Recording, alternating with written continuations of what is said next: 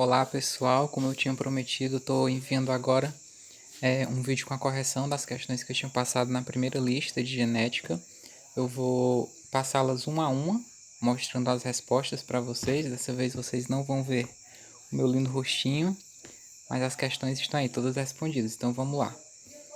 A primeira questão eu trazia uma sequência de DNA e eu pedia duas coisas. Na primeira alternativa, na letra A, eu queria que vocês representassem qual mensagem de RNA seria transcrita a partir dessa base de ácido desoxirribonucleico, que no caso é uma sequência de DNA, certo? Então a gente tinha que lembrar que quais são as bases que se ligam com quem, lembrando também que para o RNA, em vez de timina, eu adiciono uracila, certo? Porque a gente não encontra a base nitrogenada timina numa molécula de RNA. O RNA é uma fita simples, lembrando para vocês, e a gente ia de letra por letra, de base por base. O A ligando com o T vai atrair um A na sequência de RNA que está sendo formada, e o A novamente um U. Um C só traz G na sequência de RNA, o G também vai trazer um C, e aí o A vai ligar um U, porque a gente não pode adicionar timina nessa fita de RNA. Ficaria C, o G, no próximo códon AAU e no último códon CCG. Certo? Agora, para fazer uma replicação de DNA, ou para mostrar qual que seria a outra fita da minha molécula de DNA, eu tenho apenas que olhar para essa imagenzinha do lado e lembrar que a adenina se liga com timina, citosina com guanina. Apenas. E a gente vai fazer vai completar a outra fita a fita complementar de DNA a essa que está sendo mostrada em cima como molde, a pretinha. Então a gente encontra no primeiro códon TAT, no segundo códon GGG, no terceiro códon CTG, no penúltimo códon AAT e o último CCG, certo? A segunda questão, ela traz também uma fita simples de DNA, sendo que eu sei que a fita de DNA não costuma ser simples, ela é dupla. Então eu vou apenas dispor os lados 1 e 2 dessa fita de DNA. De um dos lados eu já tenho as quantidades exatas, porque a questão está me dizendo.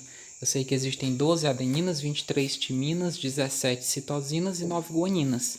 Então eu consigo saber quanto existe de cada uma no lado 2 dessa fita.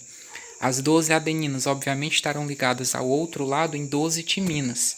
As 23 timinas em 23 adeninas, as 17 citosinas em 17 guaninas e as 9 guaninas em 9 citosinas. Eu vou fazer as somas das bases nitrogenadas de forma cruzada, adenina com adenina, timina com timina, citosina com citosina e guanina com guanina. Quando eu faço as somas, eu vou encontrar exatamente 35 timinas, 35 adeninas, 26 guaninas, 26 citosinas. Essa questão acredito que é até mais simples que a questão de número 1, certo? Na terceira questão, ela traz aqui algumas informações sobre algo. E é algo que a gente estudou. E a gente sabe que definir muito bem, ter os conceitos muito claros na cabeça, é algo muito importante para compreender qualquer assunto que esteja sendo tratado referente à genética. Certo? Então, algumas informações eu consigo destacar. Eu estou falando de algo que é formado por uma sequência específica de ácidos nucleicos. Essa coisa, ela controla não só a estrutura, mas também as funções metabólicas da célula. Quando eu uno essas três informações, essa última que eu também marquei para vocês, que elas passam sua informação para a próxima geração, eu sei que eu estava falando no caso dos genes, certo? São sequências específicas de bases nitrogenadas que controlam a regulação das células e de todo o funcionamento do organismo, né, por conseguinte, e também são os principais responsáveis, na verdade são os responsáveis por transmitir uma característica de uma geração para a próxima. Acredito que essa foi a informação-chave. Outras coisas poderiam estar sendo utilizadas para chegar a essa conclusão de que eu estou tratando de genes. Mas enfim, vamos ficar com essas três informações que acredito eu sejam suficientes para justificar que a gente está falando de um gene, e não de um alelo, e não de um gameta, nem de cromátide ou de cromossomo, certo? Na quarta questão, a gente tem algumas informações sobre uma fita de DNA, e eu queria destacar uma informação bem específica. A gente está tratando de algo que é composto em trincas de bases nitrogenadas. Quando eu falo dessas trincas de bases nitrogenadas, eu tenho um nome bem específico para isso, que é os códons. Os códons, eles são justamente isso, eles são sequências de 3 em 3, que o mecanismo da célula utiliza para fazer a leitura com maior facilidade dessa molécula de RNA que foi transcrita, que foi escrita na forma de mensagem para a célula. Na última questão, a gente já vai entrar em primeira lei de Mendel. A gente tem, na verdade, dois temas sendo tratados, primeira lei de Mendel e probabilidade condicional. A gente vai encontrar um cruzamento de ratos que podem vir em duas cores, ou com cor, com coloração, ou albino. O gene para apresentar a coloração é dominante e o gene para não apresentar a coloração é recessivo. Quando eu faço o cruzamento de um totalmente dominante com um totalmente recessivo, lembrando os nomezinhos, eu estou tratando de um homozigoto dominante e um homozigoto recessivo, eu vou encontrar 100% da prole heterozigota, tanto com a característica com o alelo para dominante, quanto com o alelo para recessivo. Quando eu pego indivíduos dessa prole, dessa geração que acabou de nascer, e faço o cruzamento entre eles, eu vou ter dois heterozigotos sendo cruzados.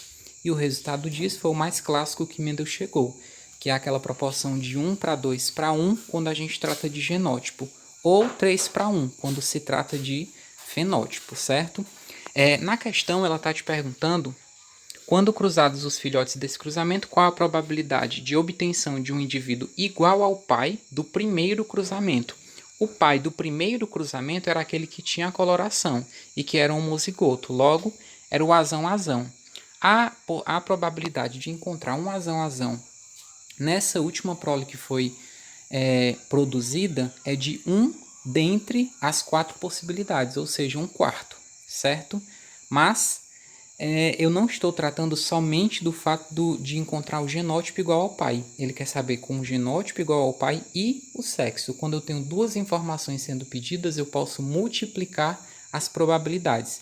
Para vir com o mesmo sexo do pai, eu ia tratar 1/2, certo? 1/4 de chance de vir com o genótipo azão-azão e 1/2 de chance de vir com o sexo masculino. Quando eu multiplico essas duas informações, eu chego em 1/8, que é justamente a probabilidade que eu procurava nessa minha questão, tá bom? Eu vou deixar aqui meus contatos para que vocês possam tirar dúvidas, se necessário. Dizer para vocês que o próximo tema ele já está disponível lá na plataforma, no Google Classroom.